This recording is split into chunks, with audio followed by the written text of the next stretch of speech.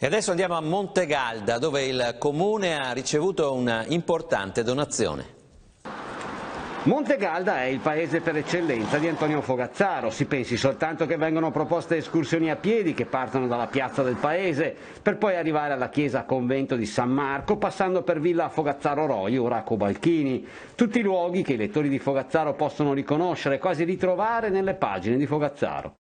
Giusto quindi che un ritrovato fondo documentale, composto da lettere e manoscritti, entri nel patrimonio di Montegalda. È giusto ospitare la donazione nel luogo più formale, quello del Consiglio Comunale. Storico momento per la comunità di Montegalda, perché si arricchisce il percorso che stiamo facendo da più amministrazioni di valorizzazione della figura del nostro illustre cittadino Antonio Fogazzaro con un altro importantissimo elemento. Acquisiamo questa donazione che ci viene fatta dal dottor Pomi, che ringraziamo, al patrimonio comunale, oltre 100 lettere più altri manoscritti dell'illustre scrittore.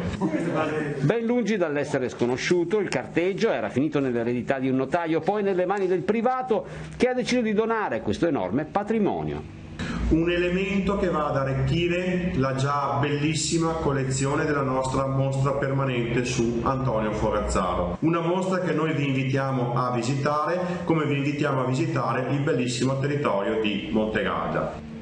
Fondamentale è che ora i documenti restino a disposizione del pubblico e possano essere consultati dagli studiosi e magari anche dagli studenti alle prese con un Fogazzaro a volte troppo scolastico e poco vissuto.